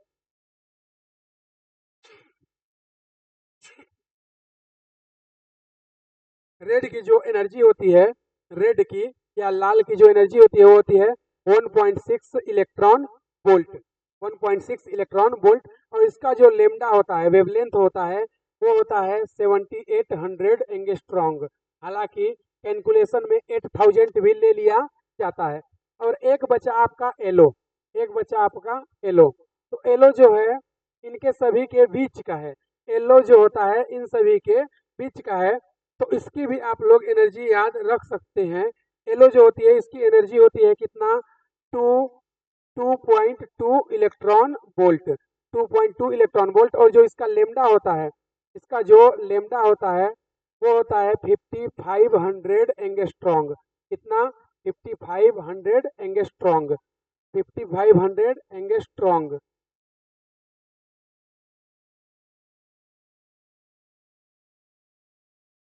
5500 एंगस्ट्रॉन्ग। तो आगे आ जाइए, चलिए अब देखते हैं यहाँ पर। तो वायलेट का कितना एनर्जी, 3.1 इलेक्ट्रॉन वोल्ट, लेमडा 4000, इसका 2.2 इलेक्ट्रॉन वोल्ट, लेमडा 5500 एंगस्ट्रॉन्ग। और रेड का जो होता है एनर्जी 1.6 इलेक्ट्रॉन, लेमडा 7800। ये सब वैल्यू आप निकाल सकते हो, कोई दिक्कत वाली बात नहीं है। मतलब कोई भी एक पता हो, अगर आपको एनर्जी पता है तो लेमडा को फाइंड आउट कर सकते हो, या लेमडा की वैल्यू पता है तो एनर्जी निकाल सकते हो। फार्मूला हमने बता ही दिया है क्या, 12400। लेमडा को एंगस्ट्रॉन्ग में रखो तो एनर्जी हमारी इलेक्ट्रॉन वोल्ट में आ जाएगी। तो यहाँ से अब देखना कुछ काम की बातें, यहाँ से हमारे काम की जो बातें हैं, अगर यहाँ से हम लोग काम की बातें करें तो देखना यहाँ से काम की बातें हमारे लिए क्या निकल के आई। यहाँ से जो हमारे काम की बात आई है वो देखना क्या है, वो हमारे काम की बात क्या है। देखना हमने क्या बताया, हमने बताया कि अपनी जो इलेक्ट्रोमैग्नेटिक स्पेक्ट्रम है उसका सीक्वेंस ये है, gamma rays, X rays, ultraviolet, visual, infrared, micro और रेडियो। तो देखो अगर अगर देखोगे तो इधर लेफ्ट से राइट जाएं, इधर लेफ्ट से राइट जाएं। तो अगर आप लोग देखोगे तो हम लोग कहाँ जा रहे हैं, लेफ्ट टू राइट। कहाँ जा रहे हैं, लेफ्ट से राइट। लेफ्ट से कहाँ जा रहे हैं भाई, राइट। अगर लेफ्ट टू राइट जाते हैं तो यहाँ पे कुछ चीजें होती हैं, वो क्या क्या, लेफ्ट टू राइट जाने पर एनर्जी डिक्रीज होती है। तो एनर्जी डिक्रीज होगी तो फ्रीक्वेंसी भी इसकी डिक्रीज होगी। तो लेमडा या वेवलेंथ इसकी क्या होगी, इंक्रीज होगी। इसीलिए तो देखो ना आप यहाँ पर वायलेट की लेमडा जो है वो कितनी है, 4000, जबकि यहाँ पर रेड की कितनी हो गई, 7800, यानी कि 4000 से सीधे जंप हो गई कितना 7800, यानी कि वायलेट से रेड पर पहुंचते पहुंचते लेमडा या वेवलेंथ क्या हो गया 7800, यानी कि इंक्रीज हो रहा है। जबकि एनर्जी देखोगे आप तो एनर्जी यहाँ कितनी है 3.1 इलेक्ट्रॉन वोल्ट, अब एनर्जी कितनी हो गई 1.6 इलेक्ट्रॉन वोल्ट। या यहाँ से भी आप देख सकते हो कि गामा रेज की एनर्जी मेगावाट में थी और एक्सरे की एनर्जी जो है, एक्सरेज की जो एनर्जी है वो किलोवाट में थी, एक्सरेज की जो एनर्जी है वो किलोवाट में थी, एक्सरेज की जो एनर्जी है वो किलोवाट में थी, एक्सरेज की जो एनर्जी है किलोवाट में थी। फिर उसके बाद एनर्जी इलेक्ट्रॉन वोल्ट में हो गई, तो एनर्जी क्या हो रही है डिक्रीज हो रही है। तो ये इंपॉर्टेंट पॉइंट क्या लेफ्ट टू राइट जाते हैं, यानी कि गामा रेज से आप एक्सरे पे जाइए, अल्ट्रावायलेट पे जाइए, विजिबल पे जाइए, इंफ्रारेड, माइक्रो और रेडियो पर जाइए। तो यहाँ पर तीन चीजें आपको हमेशा याद रखना है, एनर्जी डिक्रीज होगी, एनर्जी डिक्रीज होगी तो फ्रीक्वेंसी भी डिक्रीज होगी। क्यों? क्योंकि एनर्जी डायरेक्टली प्रोपोर्शनल किसके होती है फ्रीक्वेंसी के, एनर्जी डायरेक्टली प्रोपोर्शनल किसके होती है फ्रीक्वेंसी के। ये देखिए ना साहब, ये देखिए E इक्वल क्या है एच न्यू, तो एच तो क्या हो गया कांस्टेंट वैल्यू है, एच है प्लैंक कांस्टेंट, एच क्या है प्लैंक कांस्टेंट, तो एच तो कांस्टेंट हो गया, लेकिन लेकिन ई डायरेक्टली प्रोपोर्शनल किसके हो गया न्यू के। तो जो जो कहानी ई के साथ होगी वही न्यू के साथ होगी, तो एनर्जी डिक्रीज होगा तो फ्रीक्वेंसी भी डिक्रीज होगी, तो लेमडा क्या हो जाएगा वेवलेंथ क्या हो जाएगी इंक्रीज हो जाएगी, वेवलेंथ क्या हो जाएगी इंक्रीज हो जाएगी। तो यहाँ तक की बात सभी को क्लियर है, यहाँ तक की बात सभी को क्लियर है, किसी को कोई डाउट? अरे बोलो किसी को कोई डाउट, किसी को कोई डाउट? अच्छा सॉरी, यहाँ पर मेगा इलेक्ट्रॉन वोल्ट लिख लेना, यहाँ पर मेगा इलेक्ट्रॉन वोल्ट और किलो इलेक्ट्रॉन वोल्ट। हाँ हाँ हाँ बिल्कुल बिल्कुल, वो मिस्टेक से मैं मेगावाट लिख दिया था। यहाँ पर आपको लिखना है मेगा इलेक्ट्रॉन वोल्ट, और इसकी एनर्जी किस में होती है भाई kilo electron volt, kilo electron volt. ये मेगावाट नहीं लिखना है इधर, और इधर किलोवाट को हटा दो, किलो इलेक्ट्रॉन वोल्ट लिखना है, मेगा इलेक्ट्रॉन वोल्ट, और इसकी एनर्जी किलो इलेक्ट्रॉन वोल्ट होती है, इसकी एनर्जी किलो इलेक्ट्रॉन वोल्ट होती है। हाँ हाँ हाँ बिल्कुल बिल्कुल, वो मिस्टेक से हो गया था। हाँ अरे क्लियर है? हाँ हाँ बिल्कुल, जो आपने बुक में देखा है वही है, वो मैं मेगावाट बता दिया, मेगा इलेक्ट्रॉन वोल्ट होता है मिस्टेक से। चलिए चलिए, क्या सभी को यहाँ तक की बात क्लियर है? क्या यहाँ तक की बात सभी को क्लियर है? चलो तो आ जाओ थोड़ा सा अब आगे पढ़ते हैं हम लोग। तो यहाँ पर थोड़ा सा और आगे चलते हैं, थोड़ा सा यहाँ पर और आगे चलते हैं, तो देखना देखना हमारे पास फोर्थ पॉइंट, फोर्थ पॉइंट क्या है फोटोन का रेखीय संवेग लीनियर मोमेंटम ऑफ फोटोन। तो फोर्थ पॉइंट हम लोगों ने 3 पॉइंट पढ़ चुका। पहला क्या, पहला हम लोग पढ़े थे energy of quanta or photon, यानी कि फोटोन की ऊर्जा क्या होगी। फिर सेकेंड पॉइंट हमने क्या पढ़ा इफेक्टिव मास ऑफ फोटोन, हमने सेकेंड पॉइंट क्या पढ़ा इफेक्टिव मास ऑफ फोटोन। फिर थर्ड पॉइंट हमने क्या पढ़ा इलेक्ट्रोमैग्नेटिक स्पेक्ट्रम। और फोर्थ पॉइंट अब हम लोग क्या पढ़ रहे हैं लीनियर मोमेंटम ऑफ फोटोन, या फोटोन का रेखीय संवेग, फोटोन का रेखीय संवेग। तो आ जाओ थोड़ा सा पीछे वाला चीज यूज कर रहे हैं, देखो थोड़ा सा पीछे वाला चीज यूज कर रहे हैं। देखो अभी हम लोग पढ़े थे फोटोन का इफेक्टिव मास कितना था भाई, mass effective m equal to E by C square, या h nu by C square, या एच सी बाई लेमडा, ये अभी हम लोग पढ़े हैं। तो इसी को यूज कर रहा हूँ मैं, क्या बोल रहा हूँ फोटोन का जो इफेक्टिव मास होता है, फोटोन का जो इफेक्टिव मास होता है वो कितना होता है ई बाई सी स्क्वायर, या इसी को बोल सकते हैं हम लोग h nu by C square, या बोल सकते हो एच बाई सी लेमडा। ये अभी हम लोगों ने पढ़ा है, ये अभी हम लोगों ने पढ़ा है। क्या ये सभी को क्लियर है? तो हमसे क्या पूछ रहा है लीनियर मोमेंटम, तो आप सभी लोग पढ़े लिखे हो तो आप सभी को पता होना चाहिए कि जो लीनियर मोमेंटम होता है, लीनियर मोमेंटम होता है वो p इक्वल होता है mass into velocity, mass into velocity. हाँ बिल्कुल बिल्कुल सही आपने बताया, लीनियर मोमेंटम यानी रेखीय संवेग बराबर क्या होता है मास इंटू वेलोसिटी, यानी द्रव्यमान इंटू वेग, द्रव्यमान इंटू वेग। तो यहाँ से p इक्वल क्या आ गया m इंटू v। तो आप सभी को पता होना चाहिए, आप सभी को पता होना चाहिए कि यहाँ से हमारे पास m की वैल्यू है, इसमें पुट कर दें, तो यहाँ से हमारे पास P की वैल्यू क्या हो जाएगी, P की वैल्यू क्या हो जाएगी, मास की वैल्यू कितनी है, E/c² इंटू वेलोसिटी। तो ये तो वेलोसिटी, लेकिन हमें कौन सी वेलोसिटी लेनी है, फोटोन की वेलोसिटी लेनी है। हमें वेलोसिटी कौन सी लेनी है, फोटोन की स्पीड लेनी है। तो फोटोन का स्पीड कितना होता है, c। फोटोन का स्पीड कितना होता है, c। तो अगर यहाँ से c से मल्टीप्लाई कर दे तो आपको पता चलेगा कि एक c से एक c कैंसिल हो जाएगा, और यहाँ से p की वैल्यू निकल के क्या आएगी, E/c। क्या आएगी, E/c। तो इसको भी तो इसी के तरह 3 टाइप से लिख सकते हैं, क्या, E/c। और E को अगर हटाएं तो E के जगह पे क्या लिख सकते हैं भाई, एच न्यू। क्या लिख सकते हैं, एच न्यू बाई सी। और हमें पता है कि न्यू की वैल्यू को हटाएं, तो न्यू की वैल्यू को हटाएं तो यहाँ से क्या लिख सकते हैं, एच बाई लेमडा। क्या लिख सकते हैं, एच बाई लेमडा। तो यहाँ पे हमारे पास ये 3 वैल्यू लीनियर मोमेंटम की भी आ गई। जिस तरह इफेक्टिव मास की 3 वैल्यू है, यहाँ पे मास की वैल्यू पुट करो और यहाँ पे वेलोसिटी की जगह फोटोन का स्पीड पुट करना है। हमने यहाँ पे वेलोसिटी की जगह c, यहाँ पे स्पीड ऑफ फोटोन क्यों लिया है, क्योंकि हम किसके बारे में पढ़ रहे हैं, फोटोन का लीनियर मोमेंटम, फोटोन का संवेग पढ़ रहे हैं। तो हम लोग वेलोसिटी या स्पीड किसकी रखेंगे, फोटोन की। तो यहाँ से हमारे पास लीनियर मोमेंटम कितना आ जाएगा, E/c या एच न्यू बाई सी, क्योंकि E को हटाओगे तो क्या आएगा, एच न्यू। और न्यू इक्वल क्या होता है, न्यू इक्वल होता है c बाई लेमडा। तो c से c कैंसिल हो जाएगा, लेमडा केवल बचेगा। c से c कैंसिल हो जाएगा और लेमडा केवल बचेगा। क्या यहाँ तक के सभी को बात क्लियर है, क्या ये सभी को समझ आया, चलो बिल्कुल। तो फटाफट सभी लोग इसको नोट करें या स्क्रीनशॉट कर लें, फिर आगे चलते हैं। 10 सेकेंड का आपके पास टाइम है। 1 2 3 4 5 6 7 8 9 10। चलिए, बिल्कुल बिल्कुल बिल्कुल, चलो आ जाओ अगला पॉइंट। अब हमारे पास क्या है, अगला है फिफ्थ पॉइंट।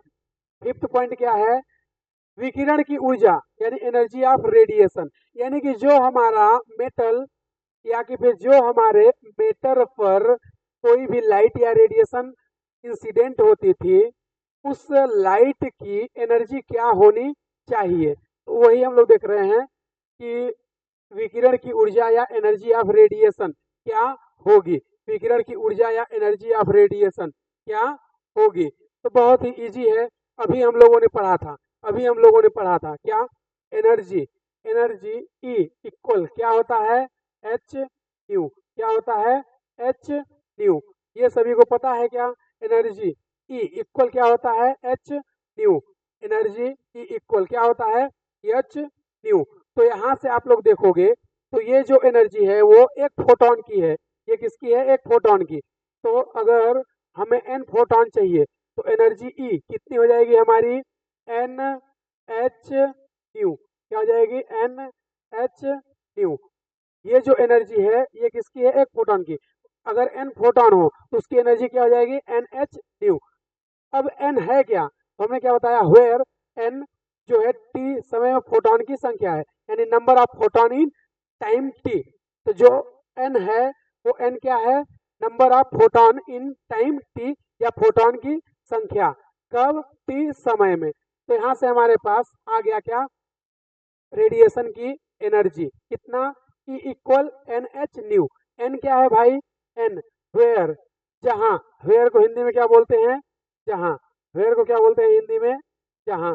तो n क्या है, t समय में फोटोन की, t समय में फोटोन की संख्या या number of photon in time t। चलिए ये सभी को क्लियर है। तो अगला हमारे पास आया, अगला हमारे पास क्या आया, रेडिएशन पावर, विकिरण की शक्ति, रेडिएशन पावर या विकिरण की शक्ति। तो बहुत ही आसान है ये, हम लोगों को पता है पावर, पावर, पावर जो शक्ति होती है, शक्ति होती है पावर, वो क्या होती है, work done by T, work done by T. और अगर आप लोगों को पता हो, अगर आप लोगों को पता हो तो जो एनर्जी है वो वर्क का एक फॉर्म है। एनर्जी जो है ऊर्जा का एक रूप है, जो कार्य है वो ऊर्जा का ही क्या है, एक रूप है। तो W के जगह पर हम लोग क्या ऐसा लिख सकते हैं, P equal to E by t. E क्या है, एनर्जी, W क्या है, वर्क। तो क्योंकि एनर्जी और वर्क एक दूसरे में कन्वर्ट हो सकते हैं, एनर्जी और वर्क एक दूसरे के क्या है, फॉर्म है, तो हमने पावर क्या लिख दिया, पावर W/T को लिख सकते हैं E/T, क्योंकि W ही E होता है, यानी कि जो हम लोग का वर्क डन करते हैं वही हमारी एनर्जी के रूप में स्टोर होती है, तो वर्क डन ही क्या होती है, एनर्जी होती है, तो हम लोग इसको P इक्वल टू W/T या E/T लिख सकते हैं। और अगर आप सभी को पता चले तो देखो E की वैल्यू हमारे पास है NH न्यू, E की वैल्यू क्या है, NH न्यू, तो यहाँ से P की वैल्यू कितनी आ जाएगी, P की वैल्यू आ जाएगी NH न्यू बाई T, कितना आ जाएगा, NH न्यू बाई T, तो अपने पास पावर या शक्ति का फार्मूला आ गया, या इसको ऐसे भी लिख सकते हैं, power P equal to small n h nu, small n h nu, इसको ऐसे भी लिख सकते हैं। अब ये स्मॉल एन क्या है, ये स्मॉल एन क्या है, तो स्मॉल एन भाई यही से देखोगे, हमने स्मॉल एन इक्वल क्या लिखा है, स्मॉल एन इक्वल होता है capital N by t, capital N by t, small n equal क्या है, कैपिटल एन बाई टी, तो देखो यहाँ से एन, एन क्या है, प्रति सेकेंड उत्सर्जित फोटोन की संख्या, इंग्लिश में बोले तो क्या होगा, नंबर ऑफ फोटोन इमिटेड पर second, number of photon emitted पर सेकेंड, तो हमारे पास स्मॉल एन इक्वल क्या हो जाएगा, एन बाई टी, क्या हो जाएगा, एन बाई टी, यानी कि यहाँ से ये जो कैपिटल एन है और टी है उसको हटा करके क्या लिख सकते हैं, स्मॉल एन, और स्मॉल एन क्या है, एन बाई टी, इसको हम लोग बोलते हैं नंबर ऑफ फोटोन इमिटेड पर सेकेंड या प्रति सेकेंड उत्सर्जित फोटोन की संख्या, क्या बोल सकते हैं, प्रति सेकेंड उत्सर्जित फोटोन की संख्या। तो अब आप लोगों को पता होगा, अगर इसको ऐसा लिख सकते हैं तो इसको ऐसे भी तो लिख सकते हैं, देखो P equal to n, h nu को हटा करके एच सी बाई लेमडा भी तो लिख सकते हैं, h C by lambda, h C by lambda, ऐसा भी तो लिख सकते हैं, P equal to h C by lambda, h C by lambda.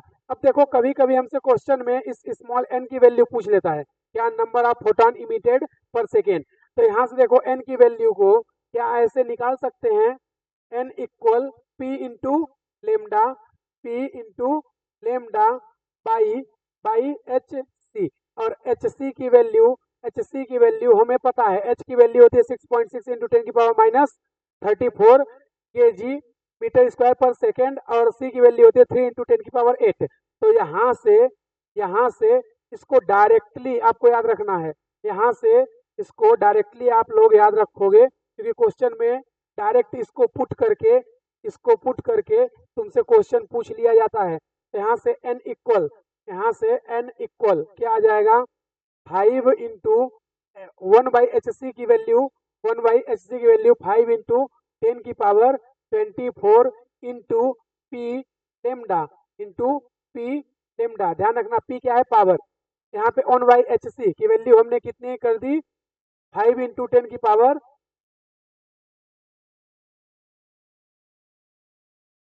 5 into 10 की पावर 24, तो यहाँ से हमारे पास n की डायरेक्टली वैल्यू आ जाएगी, तो इसको ऐसे भी लिख सकते हैं, 5 इंटू 10 की पावर 24, ये कहाँ से आया, 5 इंटू 24 कहाँ से आया भाई, h की वैल्यू कितनी होती है, 6.6 इंटू 10 की पावर 34, c की वैल्यू कितनी होती है, 3 इंटू 10 की पावर 8, उन दोनों को सॉल्व करोगे तो 1/hc की वैल्यू को हमने डायरेक्ट लिख दिया, क्या हमने लिख दिया, 5 इंटू 10 की पावर 24, यानी कि 1/hc, 1/hc की वैल्यू कितनी है, 5 इंटू 10 की पावर 24, 5 इंटू 10 की पावर 24, तो ये याद रखना है आपको कि 1/hc की वैल्यू कितनी होती है, 5 इंटू 10 की पावर 24, तो पी लेमडा, यहाँ से हमारे पास आ जाएगा नंबर ऑफ फोटोन इमिटेड पर second, number of photon emitted पर सेकेंड, या यहाँ पर n को हटा करके n/t भी लिख सकते हैं, n को हटा करके यहाँ पे n/t भी लिख सकते हैं, तो हमारे पास जैसा क्वेश्चन पूछेगा उसके अकॉर्डिंग हम लोग अपना काम करेंगे। चलो जल्दी से इसको नोट कर लो, फिर आगे एक क्वेश्चन दिया है, इस क्वेश्चन को सॉल्व करने की कोशिश करते हैं, जल्दी से नोट करो, फिर क्वेश्चन को सॉल्व करते हैं। 1 2 3 4 5 6 7 8 9 10। चलो आ जाओ वापस क्वेश्चन पे। देखना हमें क्या बोल रहा है question. If a 8 watt power source emits 5 into 10 की power 8 photon per second, then find the energy of the photon in electron volt. Hindi में 8 वाट शक्ति का स्रोत 5 इंटू 10 की पावर 18 फोटोन प्रति सेकेंड उत्सर्जित करता है, तो फोटोन की ऊर्जा इलेक्ट्रॉन वोल्ट में। हमेशा ध्यान रखना फिजिक्स हो या केमिस्ट्री हो, जब भी तुम्हें न्यूमेरिकल्स आए ध्यान रखना कि क्वेश्चन को रीड करते समय जो जो वैल्यू दी है उसको अंडरलाइन कर लो, कि क्या क्या तुम्हें वैल्यू गिवन है और क्या तुम्हें फाइंड आउट करना है। तो यहाँ पर देखो दो चीजें हमें गिवन है। पहला क्या, पावर हमें दे दिया कितना 8 वाट, और इसने number of photon per second दे दिया कितना 5 इंटू 10 की पावर 8 पर सेकेंड। अब हमसे पूछ क्या रहा है, हमसे पूछ रहा है एनर्जी। हमको क्या फाइंड आउट करना है, एनर्जी।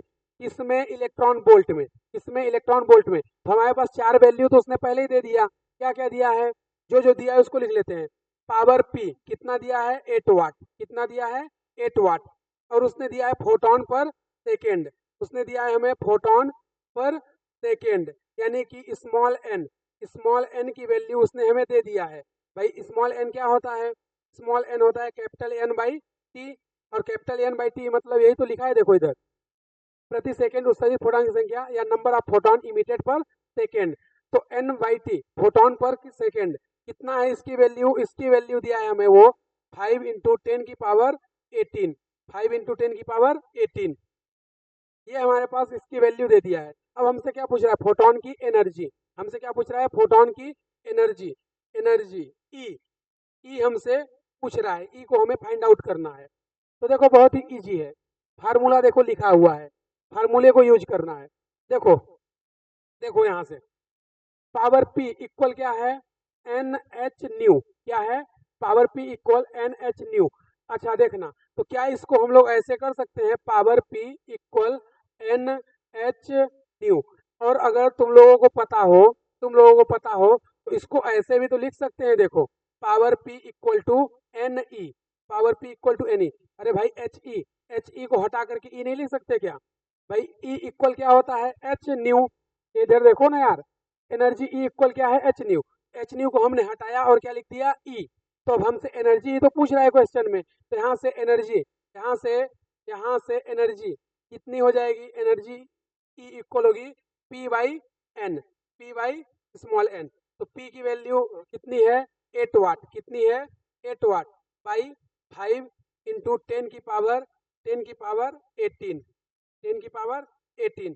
तो यहाँ से अगर इसको सॉल्व करेंगे तो देखो इसको क्या कर सकते हैं, इसको 10 की पावर 18 को ऊपर ले आओ तो क्या हो जाएगा 10 की पावर माइनस 18, 10 की पावर माइनस 18, और इसको इससे डिवाइड करो तो कितना टाइम जाएगा 1 टाइम। भाई 5 1 जा 5, तो हमने लिख दिया 1, इसमें रिमाइंडर कितना बचेगा 3, तो 5 6 जा 30, 5 6 जा 30, 5 6 जा 30, तो अपने पास वैल्यू कितनी आई 1.6 इंटू 10 की पावर माइनस 18, कितना आई 1.6 इंटू 10 की पावर माइनस 18, कितना आया 1.6 इंटू 10 की पावर माइनस 18।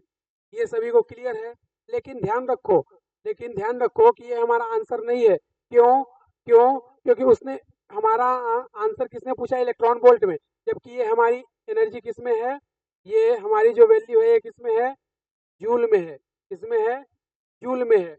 तो हमें इलेक्ट्रॉन वोल्ट में चाहिए, तो इलेक्ट्रॉन वोल्ट इक्वल कितना है, ये 1.6 इंटू 10 की पावर माइनस 18, और इसको हमें इलेक्ट्रॉन वोल्ट में कन्वर्ट करना है, तो डिवाइड कितने से कर देंगे 1.6 इंटू 10 की पावर माइनस 19 से, कितना माइनस 19 से। तो देखोगे 1.6 से 1.6 कैंसिल हो जाएगा, 10 की पावर माइनस 18 से 10 की पावर माइनस 19 कैंसिल होगा, तो नीचे कितना बचेगा 10 की पावर माइनस 1। इसको जब इसको जब ऊपर ले जाओगे तो हमारे पास एनर्जी की इक्वल कितना आ जाएगा, 10 इलेक्ट्रॉन वोल्ट, 10 इलेक्ट्रॉन वोल्ट। तो हमारे पास एनर्जी पूछा था 10 इलेक्ट्रॉन वोल्ट, तो हमारे पास एनर्जी किसमें पूछा था भाई, इलेक्ट्रॉन वोल्ट में। ध्यान रखना कि ये जो आंसर आया है ये जूल में आया है, ये जो आंसर आया है ये जूल में आया है। तो हो सकता है कि ऑप्शन में आपको ऐसा पहला ही मिल जाए, तो आंसर आप पहला ही मार के आ जाएंगे और गलत हो जाएगा। क्यों? क्योंकि हमने देखो यहाँ पे लिखा है एनर्जी फाइंड आउट करनी है, क्वेश्चन में यहाँ पे क्लियर बोला है कि एनर्जी किस में चाहिए, इलेक्ट्रॉन वोल्ट में चाहिए। हमारी एनर्जी किस में आई है निकल के, जूल में। तो जूल को कन्वर्ट करेंगे इलेक्ट्रॉन वोल्ट में, तो जूल को इलेक्ट्रॉन वोल्ट में कन्वर्ट करेंगे तो 1.6 इंटू 10 की पावर माइनस 19 से क्या कर देंगे, डिवाइड। ये सभी को क्लियर है, जल्दी से नोट करें, फिर आगे चलते हैं। 1 2 3 4 5 6 7 8 9 10। चलो आ जाओ, आगे चलते हैं। अगला सेकेंड नंबर क्वेश्चन हमें दिया है, if the wavelength of a photon is 400 nanometer then find its energy in electron volt. तो हमने क्या बोला कि जब भी क्वेश्चन को पढ़ो, जो जो तुम्हें वैल्यू दी है उसको अंडरलाइन करो। तुम्हें वेवलेंथ दिया है फोटोन का, तुमसे एनर्जी पूछ रहा है किसमें, इलेक्ट्रॉन वोल्ट में। तो तुम्हें वेवलेंथ दिया है लेमडा, लेमडा दिया है कितना, 400 नैनोमीटर, 400 नैनोमीटर। तो इसको हम लोग एंगस्ट्रॉन्ग में कन्वर्ट कर देते हैं। तो यहाँ से लेमडा कितना आ जाएगा, 4000 एंगस्ट्रॉन्ग, 4000 एंगस्ट्रॉन्ग। ये 4000 कैसे हो गया, अरे चलो बता दे रहे हैं कैसे होता है। देखो, एक एंगस्ट्रॉन्ग इक्वल होता है, एक एंगस्ट्रॉन्ग इक्वल होता है 10 नैनोमीटर। कितना होता है, 10 नैनोमीटर। तो एक एंगस्ट्रॉन्ग इक्वल 10 नैनोमीटर। तो ये कितना है, 400 नैनोमीटर। इसमें 10 का मल्टीप्लाई करो कितना हो जाएगा, 4000 एंगस्ट्रॉन्ग। ये होता है, ये एक एंगस्ट्रॉन्ग इक्वल 10 नैनोमीटर होता है, क्योंकि एक एंगस्ट्रॉन्ग इक्वल होता है 10 की पावर माइनस 10 और एक नैनोमीटर होता है 10 की पावर माइनस 9 मीटर। तो वहां से जब सॉल्व करोगे तो ये आता है। हाँ, इसे आप याद रख सकते हो, ये आपका की कॉन्सेप्ट है, ये आपको बहुत आगे यूज होगा, ये आपको आगे बहुत यूज में आएगा कि 1 एंगस्ट्रॉन्ग इक्वल 10 नैनोमीटर। हमारे पास लेमडा आ गया। हमसे बोला क्या है, एनर्जी जो है वो फाइंड आउट करनी है, लेकिन किसमें, इलेक्ट्रॉन वोल्ट में। तो देखो, देखो आ जाओ वापस, थोड़ा सा वापस आओ। ये देखो, हमने बोला था कि अगर लेमडा को एंगस्ट्रॉन्ग में रखोगे, अगर लेमडा को एंगस्ट्रॉन्ग में रखोगे तो एनर्जी किस में आएगी, इलेक्ट्रॉन वोल्ट में। अगर लेमडा को एंगस्ट्रॉन्ग में पुट करते हैं तो एनर्जी हमारी किस में आएगी, इलेक्ट्रॉन वोल्ट में। तो देखो, क्वेश्चन को डायरेक्टली सॉल्व करते हैं, क्योंकि हमारे पास पेपर में इतना टाइम नहीं रहता, 1 मिनट में एक क्वेश्चन करना होता है। तो देखो, हम लोग एनर्जी का फार्मूला रख दिया, क्या, एनर्जी का फार्मूला 12400 डिवाइड 4000, 4000। तो ये एनर्जी हमारा किस में है, एंगस्ट्रॉन्ग में। एनर्जी किस में है हमारा, एंगस्ट्रॉन्ग में, 4000 एंगस्ट्रॉन्ग। तो देखो भाई, 2 जीरो से 2 जीरो कैंसल, 2 जीरो से 2 जीरो कैंसल। आगे, आगे देखना, अब 14 थ्रीजा, 14 थ्रीजा कितना आ जाएगा, 120। कितना आ जाएगा, 120। रिमाइंडर कितना बचेगा, 4। तो 4 भाग नहीं जाएगा तो ले लेंगे 90 शून्य और उतार देंगे 0। तो 14 वन जा 14, 14 वन जा 14 इलेक्ट्रॉन वोल्ट। तो यहाँ से हमारी एनर्जी कितनी आ गई, यहाँ से एनर्जी आ गई हमारी, हमारी एनर्जी आ गई 3.1 इलेक्ट्रॉन वोल्ट, 3.1 इलेक्ट्रॉन वोल्ट। तो लो, इजीली, इतना ज़्यादा टफ नहीं है। हाँ बिल्कुल, बहुत ही आसान है। चलो जल्दी से इसको नोट करो, फिर अगला क्वेश्चन देखते हैं। अगला क्वेश्चन हमारा इंतजार कर रहा है, जल्दी इसको नोट करो। हाँ जल्दी से नोट करो इसको। हाँ कर चुके,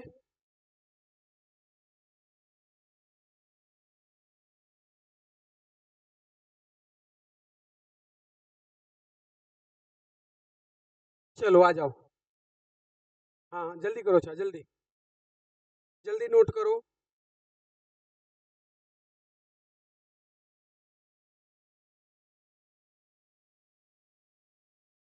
हाँ चलो आ जाओ। देखना अगला क्वेश्चन क्या बोल रहा है, ए 100 वाट बल्ब। ध्यान रखना, हमने क्या बोला, जब भी फिजिक्स या केमिस्ट्री के न्यूमेरिकल सॉल्व करो, पहले जो जो वैल्यू पुट है, जो जो वैल्यू गिवन है, वो अंडरलाइन करते चलो। तुम्हें यहाँ दिया है, यहाँ पर 100 वाट बल्ब, तुम्हें पावर दे दिया। आगे देखना, बोलता है इमिट रेडिएशन 4000 एंगस्ट्रॉन्ग, तुम्हें वेवलेंथ भी दे दिया। बोलता है if the bulb convert only 40% electrical energy into light, यानी कि तुम्हें बोल रहा है कि इसकी जो एफिशिएंसी है वो 40% है, यानी कि ये जितना हम लोग लाइट दे रहे हैं उसका केवल 40% ही एनर्जी को ये लाइट में कन्वर्ट कर पा रहा है। तो आगे देखना क्या बोला, then find the number of photon emit per minute. ध्यान रखना, यहाँ पे पर मिनट में हमसे क्वेश्चन में आंसर पूछा है, यहाँ पे पर मिनट में कितने फोटोन इमिट होंगे, पर मिनट में पूछा है। तो चलो आ जाओ, हिंदी में भी देख लेते हैं। यहाँ पे पावर दिया है 100 वॉल्ट, और यहाँ पे वेवलेंथ या तरंगदैर्घ्य दिया है 4000 एंगस्ट्रॉन्ग, और इसकी दक्षता कितना दिया है 40%। तो बोलता है प्रति मिनट, क्या बोल रहा है, प्रति मिनट उत्सर्जित फोटोन की संख्या ज्ञात कीजिए। तो चलो भाई, जो जो हमें वैल्यू गिवन है वो फटाफट लिख लो, वो लिख लो। हमें पावर दिया है, कितना दिया है भाई, 100 वाट। कितना दिया है, 100 वाट। फिर उसके बाद हमें वेवलेंथ दिया है लेमडा, कितना दिया है भाई, 4000 एंगस्ट्रॉन्ग। कितना दिया है, 4000 एंगस्ट्रॉन्ग। और और हमें यहाँ पर एफिशिएंसी दी है, कितनी दी है, 40%। कितनी दी है, 40%। चलो इतना चीज दिया है, हमसे पूछ रहा है कि फोटोन का नंबर कितना होगा। तो देखो आ जाओ, थोड़ा सा पीछे चलते हैं, थोड़ा सा, बस थोड़ा सा।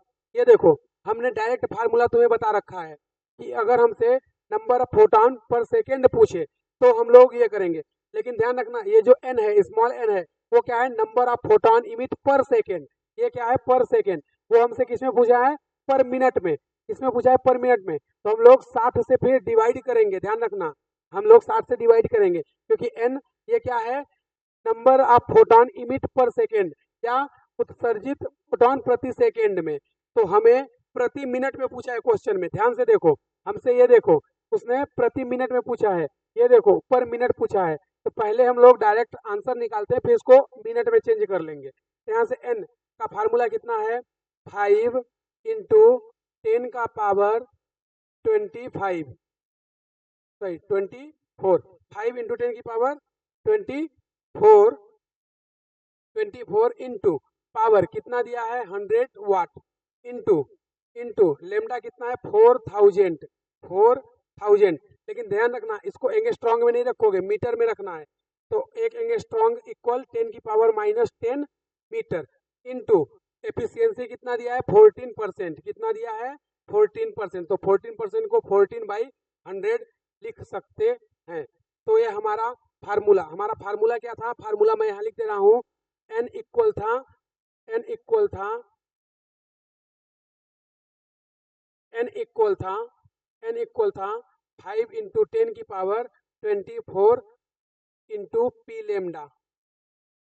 तो 5 इंटू 10 की पावर 24, पावर दिया है 100 वाट, लेमडा दिया है 4000, लेकिन एंगस्ट्रॉन्ग में। तो एंगस्ट्रॉन्ग को हटाएंगे तो 10 की पावर -10।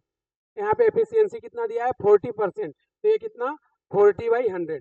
चलो कुछ जोड़ घटाना गुणा भाग कर देते हैं। अब देखो देखो, बहुत आराम से, बहुत आराम से, बहुत आराम से देखो, 1 0 1 0, दूसरा 0, ये दूसरा 0 कैंसल हो गया। अब देखोगे तो हमारे पास क्या क्या बचा है, 1 2 3 4, 4 0 बचा है। तो 24 में 4 0 और ऐड कर लो, कितना हो जाएगा, 28। 28 में 10 माइनस कर लो, 10 माइनस कर लो, तो कितना आ जाएगा, 28 में 10 माइनस करोगे तो 18 बचेगा। तो यहाँ से हमारे पास कितना आएगा, 5 इंटू 4 इंटू 4 इंटू 10 की पावर 18, 10 की पावर 18। ध्यान से देखना, फिर से एक बार, 2 0 इसका है, 2 0 इसका है, तो कितना हो गया, 4 0, और ये 10 की पावर 24 है, तो 4 0 और ऐड कर लो, कितना आ जाएगा, 28। कितना आ जाएगा, 28। 28 में 10 माइनस कर लो, तो कितना बचेगा, 18, और ये 4 और ये 4 बचा है। तो देखो भाई, 5 4 जा 20, 24 जा कितना आ जाएगा, 24 या कितना आ जाएगा 18, कितना आ जाएगा 18।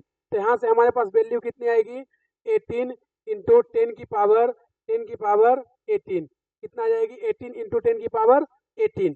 अब देखना हमारे पास जो n है उसकी वैल्यू आई है 18 इंटू 10 की पावर 18।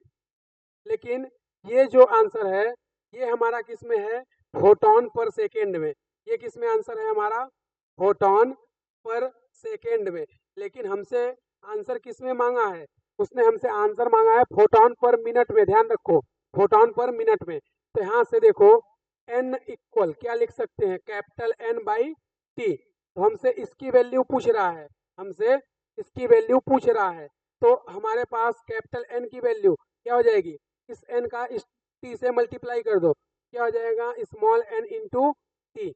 टी कितना लेंगे, उसने बोला है पर मिनट यानी 60 मिनट, यानी 1 मिनट इक्वल कितना होता है 60 सेकेंड। तो यहाँ से n की वैल्यू रखो भाई, स्मॉल n की वैल्यू कितनी है 18 इंटू 10 की पावर 18, और इसका मल्टीप्लाई किससे कर लो 60 से, किससे 60 से।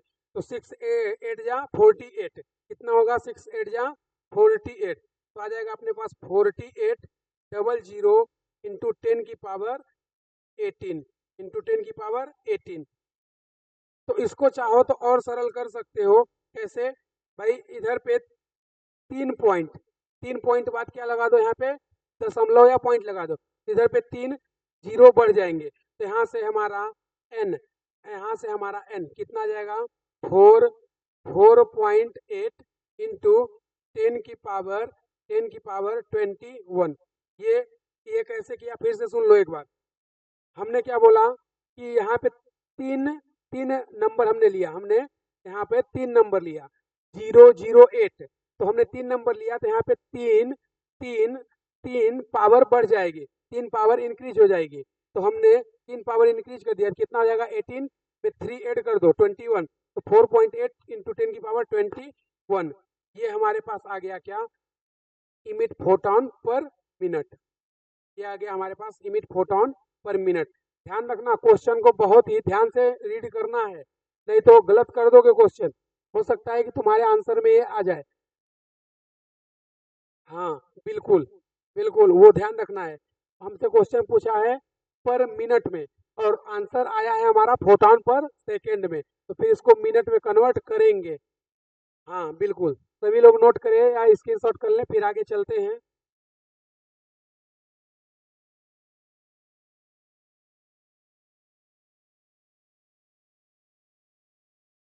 हाँ कर चुके, चलो आ जाओ। अब देखना अगला क्वेश्चन। अगला क्वेश्चन बोल रहा है ए television station operates at 100 megawatt. ध्यान रखो हमें पावर दे दिया क्या 100 megawatt with A signal frequency of 10 mega hertz. यहाँ पे हमें फ्रीक्वेंसी दे दी कितना 10 मेगा हर्टज। बोल रहा है find the number of photon emit पर सेकेंड। अब ध्यान रखो यहाँ पे हमसे क्या बोल रहा है फोटॉन इमिट पर सेकेंड, फोटॉन इमिट पर सेकेंड बाय एंटीना। हिंदी में देखना क्या बोल रहा है, एक दूरदर्शन केंद्र 100 मेगावाट पर 10 mega hertz 10 mega hertz 10 mega hertz संकेत की आवृत्ति के साथ संचालित होता है, तो उसके एंटीना द्वारा प्रति सेकेंड उत्सर्जित फोटॉन। ध्यान रखना इस बार क्वेश्चन में हमसे प्रति सेकेंड में आंसर पूछा है। तो चलो जो वैल्यू गिवन है उसको पहले फटाफट नोट कर देते हैं। जो वैल्यू हमें गिवन है उसको हम लोग फटाफट नोट कर लेते हैं। जो वैल्यू गिवन है उसको हम लोग नोट कर लेते हैं, उसको हम लोग नोट कर लेते हैं। तो देखना हमें गिवन डाटा क्या क्या है, हमें गिवन डाटा क्या क्या है वो देखना।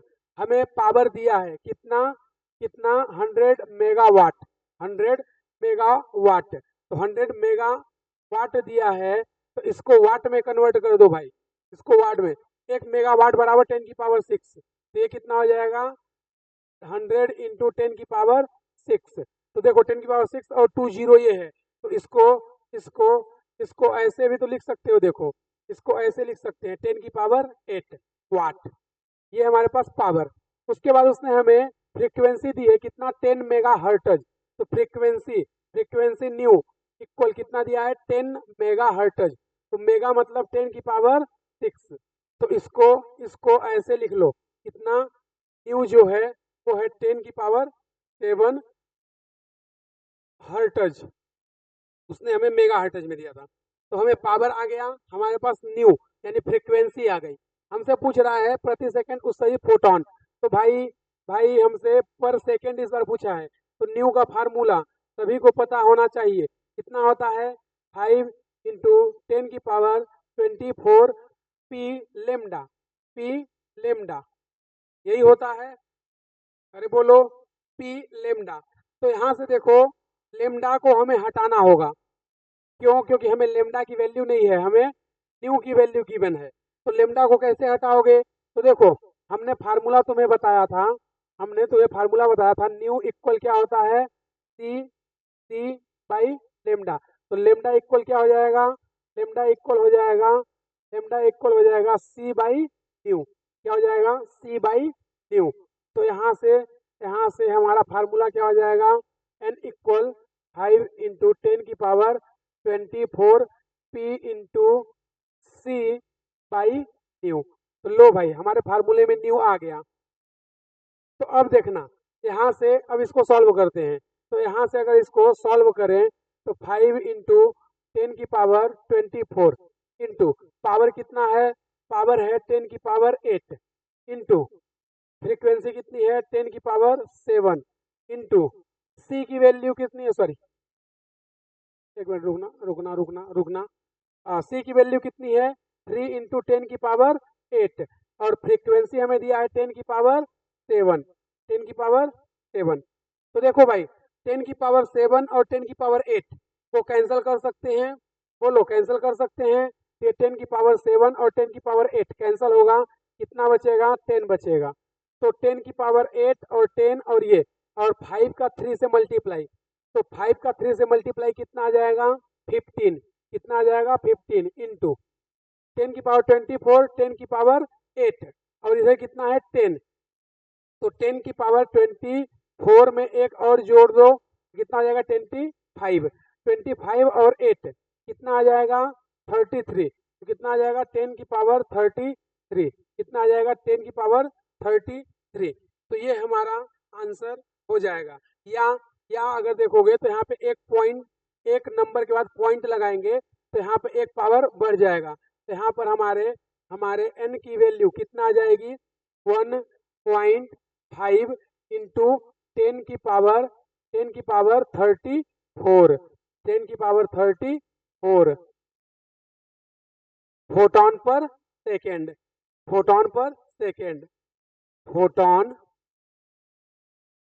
पर सेकेंड। क्लियर है क्या सभी को ये? अरे बोलो क्लियर है क्या सभी को? हाँ बिल्कुल। हमारे फार्मूले में लेमडा था, हम लोग लेमडा को हटाएंगे और वहां पर फ्रीक्वेंसी यानी न्यू लाएंगे। तो न्यू इक्वल क्या होता है? सी बाई लेमडा। तो लेमडा इक्वल क्या हो जाएगा? C by nu. तो लेमडा की जगह पे सी बाई न्यू रख देंगे और वैल्यू पुट कर देंगे और हमारा आंसर आ जाएगा। अरे क्लियर है क्या? बोलो। हाँ लो इसको मिटा दे रहे हैं। ये लो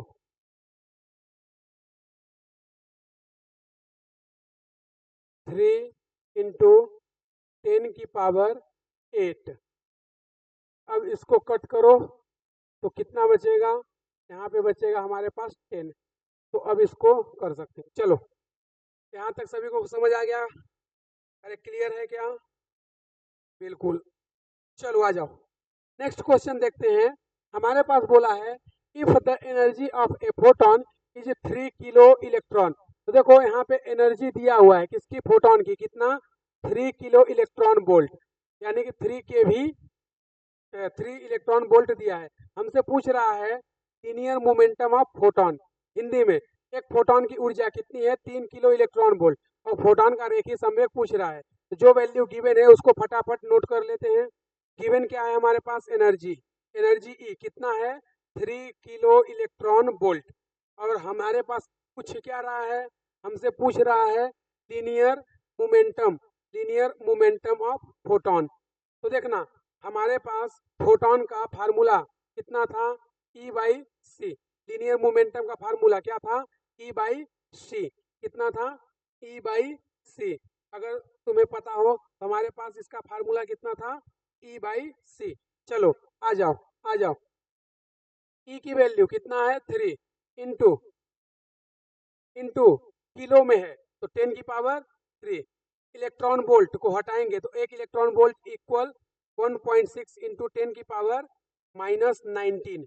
ये ध्यान रखना, इलेक्ट्रॉन वोल्ट को यहाँ पे हटाना पड़ेगा। क्यों, क्योंकि लीनियर मोमेंटम जो है वो किस में आएगा, केजी मीटर पर सेकेंड में। तो हमें इलेक्ट्रॉन वोल्ट को हटा करके जूल करना होगा। इलेक्ट्रॉन वोल्ट को हटा करके जूल करना होगा। तो एक जूल इक्वल क्या होता है, 1.6 इंटू 10 की पावर -19 इलेक्ट्रॉन वोल्ट। डिवाइड किससे कर दो भाई, 3 इंटू 10 की पावर 8 मीटर पर सेकेंड। सी की वैल्यू कितनी होती है, 3 इंटू 10 की पावर 8 मीटर पर सेकेंड। तो देखना यहाँ से 3 से 3 क्या हो गया, कैंसल। 10 की पावर 3 और 10 की पावर 8 कैंसल होगा। तो यहाँ पे नीचे कितना बचेगा, 10 की पावर 5। 10 की पावर 5 को ऊपर ले जाएं तो कितना आ जाएगा हमारे पास बचेगा 1.6 इंटू 10 की पावर -5 और -19 कितना हो जाएगा, माइनस का 24। कितना हो जाएगा, माइनस का 24। कितना हो जाएगा, माइनस का 24। तो हमसे यही तो पूछा था, पी लीनियर मोमेंटम कितना आ गया, 1.6 इंटू 10 की पावर -24। इसकी यूनिट क्या होगी, केजी मीटर पर सेकेंड। क्या होगी, केजी मीटर पर सेकेंड। ये हमारा आंसर, बहुत ही इजी। ऐसे लल्लू क्वेश्चन आपके एग्जाम में आ जाते हैं तो कर सकते हो, कोई दिक्कत वाली बात नहीं है। हाँ जल्दी से 10 सेकंड का टाइम है, सभी लोग स्क्रीनशॉट कर लो फटाफट। 1 2 3 4 5 6 7 8 9 10। चलो आज का लेक्चर यहीं पे समाप्त करते हैं। धन्यवाद आप सभी का हमारे चैनल पर जुड़े रहने के लिए। इसी तरह से एनर्जेटिक्स होकर सभी लोग पढ़ना और एकदम मस्त मजे से इसी टाइप के हम लोग क्वेश्चन प्रैक्टिस करते रहेंगे। अगर कोई डाउट होता है तो आप कमेंट सेक्शन में हमें कमेंट करके बता देना कि सर ये डाउट है या ये चीज़ समझ नहीं आई है, तो कोशिश करूंगा कि वो नेक्स्ट वीडियो में मैं कवर कर लूँ। थैंक यू, धन्यवाद आप सभी का। जय हिंद।